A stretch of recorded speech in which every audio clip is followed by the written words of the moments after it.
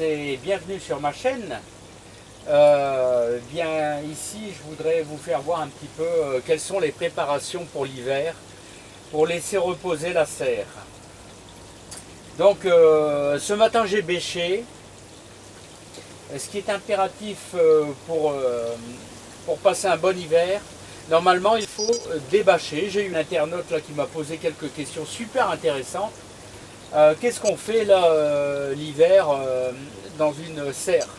L'idéal, ça serait de débâcher et donc de retirer la bâche pour qu'il puisse pleuvoir dessus. Parce que le gros problème de la serre, c'est le fait que tout soit cloisonné, il ne pleut pas dedans et donc la terre meurt. Enfin, c'est une image, c'est-à-dire vous n'avez plus aucun verre, tout sèche.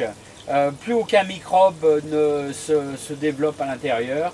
Tout ce qui est organisme microscopique qui décompose le sol, qui décompose tout ce qui est feuilles, choses comme ça, tout ça meurt. Donc il est impératif, après avoir bêché, aux alentours du mois de novembre, une fois qu'il n'y a plus grand chose, il y a encore quelques salades ici, quelques batavia, hein, et quelques petites salades d'hiver ici. Puis bien sûr les boutures, tout doit rester bien humide. Là donc tous les 15 jours, il faut donner un petit coup de pompe et de bien arroser, mais vraiment allez-y copieusement. Vous arrosez un petit peu toutes les parties, en même temps les boutures, pour garder bien la terre humide. Et à partir du mois de début mars, fin février, début mars, on va y mettre un petit peu de compost, à l'intérieur, et à nouveau soit bêché, soit fraisé, hein. Ici j'ai bêché, hein. On peut également fraiser. Et on n'a pas peur de bien mouiller. Et tous les 15 jours, on fera ça d'ici une quinzaine de jours, là, aux alentours du 10 décembre, ça sera très bien. Et comme ça va rester bien humide. Et vous allez à nouveau avoir plein de vers de terre qui seront à l'intérieur. Hein. Donc c'est très important, bien humidifier toute votre serre. Pour permettre aux micro-organismes de bien se développer et pour que votre terre travaille, quoi, hein. Il ne faut surtout pas qu'elle devienne stérile avec plus aucun organisme qui va tout décomposer. Voilà, donc là voilà, moi j'ai bêché ce matin. Maintenant j'apporte beaucoup d'humidité.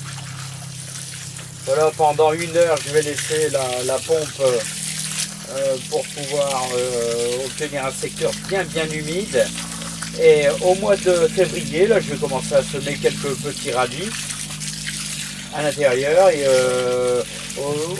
souvent aux alentours du 17 janvier, je vais ressemer un petit peu des salades aussi, hein. Voilà, souvent c'est de l'apia.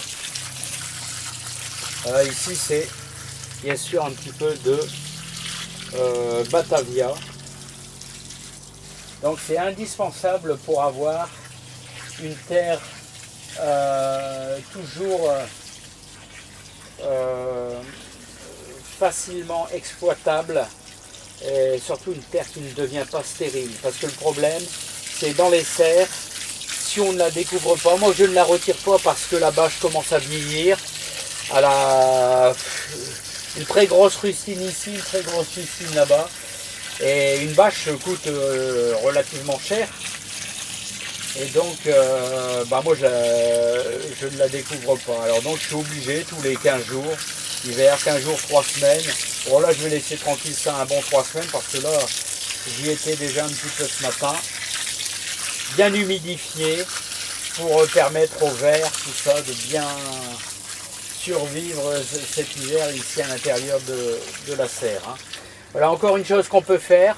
Moi, elle commence à être un petit peu verdissante. C'est toujours le problème des serres. Souvent, c'est pas à l'intérieur le vert, c'est dû à l'extérieur, côté nord, vous voyez. C'est tout le côté nord en général qui verdit. Ça, un petit coup de balai brosse, un petit peu avec une eau savonneuse et ça part très bien. Hein. Bon, c'est pas trop gênant, c'est habituel. Hein. Voilà, bien, je pense que j'ai tout dit. Donc, fin février, moi je vais mettre un petit peu de compost et puis à nouveau, je vais bêcher, remalaxer un petit peu le tout. Puis là, je pense que ça sera bien. Hein. Voilà, puis en plus, ça fait énormément bien aux boutures de vigne là-bas, mes boutures de buis et mes boutures de rosier là-bas. Voilà. Faut pas hésiter à mettre pas mal d'eau hein, pour les personnes qui ne débâchent pas. Hein. Eh bien, je vous remercie. À bientôt.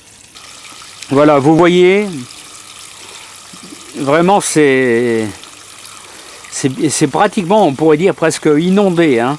Faut pas hésiter parce que bon, pendant quelques jours, il n'y aura absolument plus du tout d'eau. Hein. Donc, pour permettre aux organismes microscopiques de vivre dans cette terre. Autrement, c'est la mort assurée de votre serre.